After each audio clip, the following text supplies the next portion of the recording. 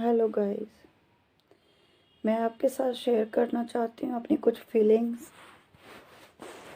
जो मैंने शायद लास्ट वीक झेला है। आप कह सकते हो कि मतलब मैं लास्ट मंडे को लंच का तैयारी कर रही थी और उस दिन मैंने बाजरे की रोटी और उड़द की दाल बनाई थी और मैं वो आपके साथ शेयर कर रही थी और तभी मेरे घर से फ़ोन आया मेरी सिस्टर का, जिसने डायरेक्टली तो कुछ नहीं बताया पर इनडायरेक्टली मतलब उसने मुझे रियलाइज़ कराया कि मेरे फादर की बहुत ज़्यादा हालत ख़राब है।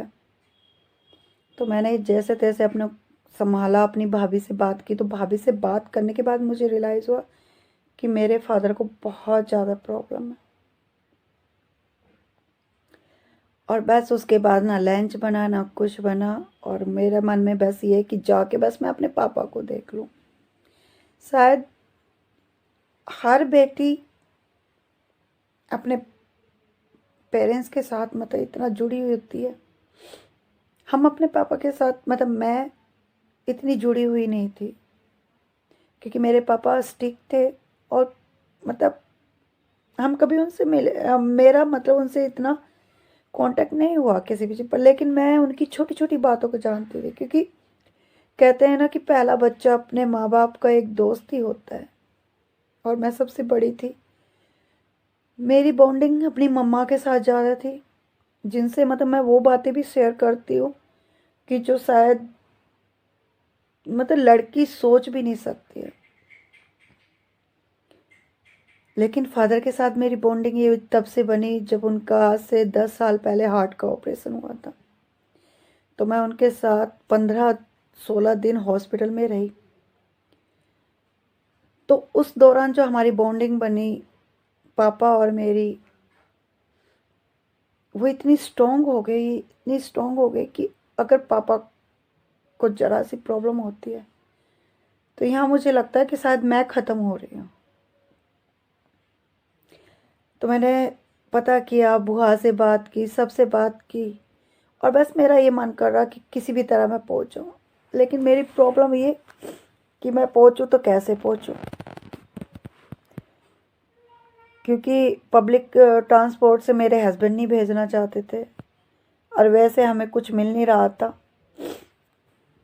फिर भी मेरी कज़न है, उनके साथ मैं गई और घर सब थे, सब एक मम्मा हुई थी, सब थे, लेकिन वो मन अंदर से ऐसे लग रहा कि कुछ नहीं है, कुछ नहीं है तेरा यहाँ पे। कोशिश कर रही किसी तरह पापा के पास जाऊं क्योंकि पापा आईसीयू में थे, किसी को मिलने नहीं दे रहे थे और टाइम ओवर हो चुका था।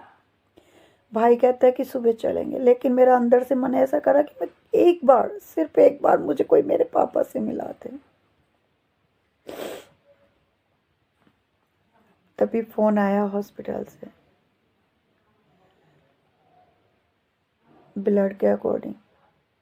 भाई जा रहा, मैंने कहा मैं जाऊंगी। पापा के पास आईसीयू में गई, वहाँ पे बात की, डॉक्टर से बात की, स्टाफ से बात की और फिर पापा के पास बैठ गई। मतलब उस टाइम जहाँ बाहर मेरे आंसू नहीं रुक रहे थे, पापा के आगे नहीं रो सकती थी। क्यों नहीं रो सकती थी कि मैं रोऊंगी पापा पे इफ़ेक्ट पड़ेगा। उधर पापा से बातें कर रही हूँ, हंस रही हूँ और लास्ट में आ गई मैं, जब सबने कहा कि अब पैसे से ज़्यादा आप नहीं रुक सकते इनके पास और कोई बहाना भी तो नहीं था कि कैसे रुक। आ गई मैं घर पे। घर पे आके उसी रूम में हम सोए जहाँ पे पापा के साथ सोते थे हम लोग। रात को एकदम से ऐसे हुआ कि पता नहीं क्या हुआ, 2:45 बजे की बात है और मैं उठ के बैठ गई। मैंने देखा मम्मी सो रही है, मेरा बेटा सो रहा है, सब सो रहे हैं, लेकिन मेरा दिल नहीं लगा। मैं कैसे कांटेक्ट करूं पापा को, कैसे पता करूं कि मेरे पापा ठीक है।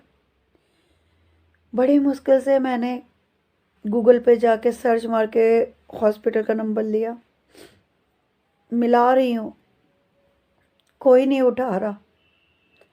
और इस तरह करते करते 4 बज गए और मेरी आँख एक सेकंड को नहीं लगी और आंसू अलग रुक रहे। 4 बजे के करीब वहाँ पे मेरा फ़ोन अटेंड किया गया। मैंने उनसे कहा कि भी इस तरह से मेरे फादर हैं, मुझे एक्चुअली कुछ भी नहीं पता था कि रूम नंबर वगैरह क्या है क्या नहीं, या क्या बोलना है क्या नहीं।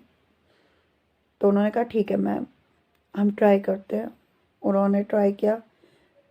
फिर उधर से मुझे मतलब पता चला कि नहीं, मेरे फादर मतलब हार्ट यूनिट में हैं, मतलब कार्डिक यूनिट में हैं। तो मैंने फ़ोन काटा। उन्होंने कहा नहीं, दोबारा से आपको दोबारा फ़ोन करना पड़ेगा और फिर आप वहाँ का नंबर आप डायल करो उसमें। मैंने नंबर डायल करा भगवान का नाम लेके, और एग्जैक्ट वहीं पे मिला जहाँ पे पापा थे। मैंने वहाँ पे बात की कि मैं ऐसे से पापा का नाम बताया, बेड नंबर बताया, और कि वो कैसे हैं। कहते हैं ठीक है, सो रहे हैं। मैंने कहा उनको रात प्लाज्मा चढ़ा था, सही है? कहते हैं ये बिल्कुल सही है, आप इतनी टेंशन मत लो। और ये सुन के मुझे जितना रिलीफ मिला मैं बता नहीं सकती।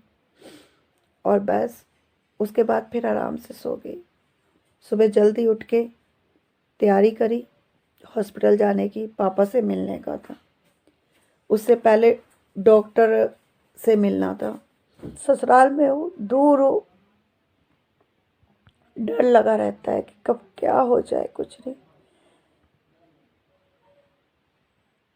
ये नहीं है कि कोई घर में मतलब भाई अच्छा नहीं है, भाभी अच्छी नहीं है, सब अच्छे हैं। लेकिन शायद बेटियां शुरू में माँ के बहुत करीब होती हैं, लेकिन बाद में उनकी ज़िंदगी जो अपने फादर के साथ जुड़ती है वो बहुत मुश्किल होती है। और आज भी कुछ भी है, हम पापा से लड़ते हैं, सब कुछ करते हैं, लेकिन हमें इतना वो रहता है कि हम कुछ भी कर रहे हैं, हमारे पीछे हैं हमें संभालने वाले। वो कुछ नहीं कहेंगे, कुछ नहीं करेंगे, तब भी हमें मतलब एक भरोसा होता है कि कल को हमारे साथ कुछ भी हो, हमारे साथ है। और इसी वजह से कभी मन नहीं किया, पापा सही होके घर आ गए फिर भी मन नहीं किया कि मैं वीडियो बनाऊं। बस एक छोटी सी क्लिपिंग जोड़ी है मैंने। जब पापा डिस्चार्ज हो रहे थे तो पापा कह रहे थे कि मेरी मतलब एक फ़ोटो ले, मेरी नाक तो दिखा हनुमान वाली सबको। तो वो क्लिपिंग ली है मैंने, वो मैं जोड़ूंगी इसमें। और आज भी मैंने मतलब कभी भी कोई बात होती है तो मैंने सबको मना कर रखा कि सुबह सुबह मुझे फ़ोन मत करा करो, क्योंकि मेरे फ़ोन पे बे टाइम फ़ोन आता है घर से या मेरे किसी भी रिश्तेदार का, उसके बाद बहुत बुरा हाल हो जाता है, फिर नहीं मैं सो पाती और चैन नहीं आता। सबका ही होता होगा ऐसे, सब बेटियों का। मैं ये नहीं कह रही सिर्फ मेरा होता है, क्योंकि देखिए माँ बाप तो माँ बाप भी होते हैं। और बस आप लोगों से इतना कह रही हूँ कि आप लोग दुआ करिएगा कि मेरे पापा बिल्कुल सही रहे,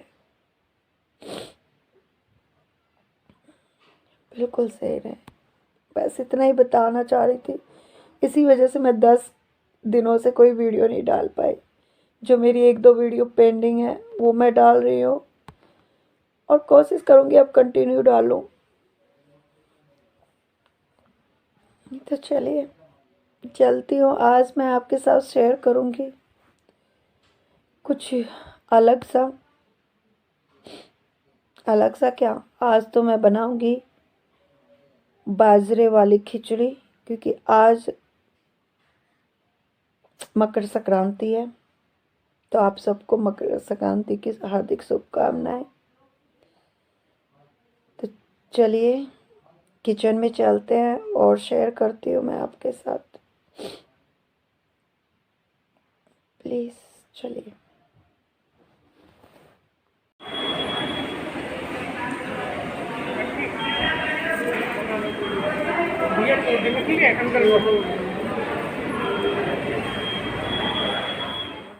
आ गई हूँ मैं किचन में।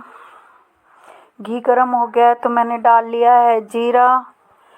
जीरा डाल के जीरा चटकने पे मैं डाल लूँगी प्याज। प्याज को हल्का सा सोते करूँगी, मतलब हल्का सा रेडिश। और उसके बाद हम डाल लेंगे इसमें टमाटर। टमाटर डालें, टमाटरों में ही मैंने 2 मिर्च मैंने काट के डाली हैं बारीक बारीक। और देखिए प्याज मेरी रेडिश हो चुकी हैं, तो मैं अब डाल लूँगी इसमें टमाटर।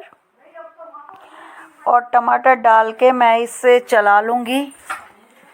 और इसमें डालूँगी अब सूखे मसाले। हल्दी इसमें गिरेगी नहीं, तो इसमें सिर्फ मिर्च गिरूँगी, नमक डालूँगी और थोड़ा सा गरम मसाला डालूँगी।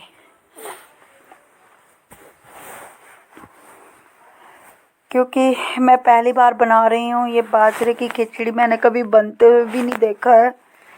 खाई तो है, जब हमारी दादी थी तब हमारे घर में भी बनती थी, तो हमने तब खाई है।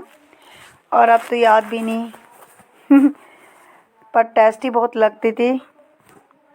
तो आज मेरा बहुत मन था कि मैं बाजरे की खिचड़ी बनाऊं, तो आज मैं कोशिश कर रही हूं। अगर मुझे अच्छी लगी तो आगे भी बनाऊंगी। और आप भी बताइएगा आप लोगों ने कैसे किया। मेरा वैसे तो मन बिल्कुल भी नहीं था, लेकिन देखिए त्योहार है, त्योहार तो त्योहार की तरह ही मनाया जाता है, चाहे कुछ भी हो। और अच्छा लगता है जब परिवार के साथ हम त्योहार मनाते हैं, उनके हिसाब से रेसिपी बनाते हैं त्योहार के हिसाब से। तो मेरे टमाटर गल चुके हैं। अब मैं डाल रही हूँ आलू और मटर। ये मैंने इसलिए डाले थे कि ताकि किसी को मतलब घर में अच्छा ना लगे तो भी वो खा सके, टेस्ट थोड़ा बेटर आए, तो इस वजह से। और इसको मैं 2 मिनट के लिए ढक के पका लूँगी। फिर इसके बाद मैं जो मेरा बाजरा है कुटा हुआ, वो मैंने धो के साफ़ कर लिया था, वो डाल लूँगी और उसे भी 2-3 मिनट में पकाऊंगी अलग से। फिर बाद में इसमें चावल ऐड करूँगी। चावल मैंने इसमें लिए हैं, मतलब एक मीडियम साइज़ की कटोरी चावल हैं खिचड़ी वाले, और हाफ़ कटोरी ये बाजरा था कुटा हुआ। तो इसको ढक के मैं 2-3 मिनट के लिए पका लूँगी। और मैंने जो चावल थे, चावल में ही पानी कर लिया था। पानी मतलब मैंने इस तरह से लिया था कि जैसे चावल हैं तो चावल में 1 कटोरी चावल थे, तो उसके चावल के हिसाब से 2 कटोरी पानी। और आधा कटोरी बाजरा था, तो 1 कटोरी पानी कर लिया मैंने। और उसके अलावा मैंने 2 कटोरी फालतू पानी डाला था, क्योंकि बाजरे की खिचड़ी में बाजरा मतलब फूलता है, तो वो पानी को बहुत ज़्यादा ऑब्जर्व करता है। तो ये था कि लगे ना। और 2 सीटी के बाद मैंने इसको चेक किया तो बनी नहीं थी, तो मैंने इसको सीटी लगाई थी। और आइए आप भी खा लीजिए।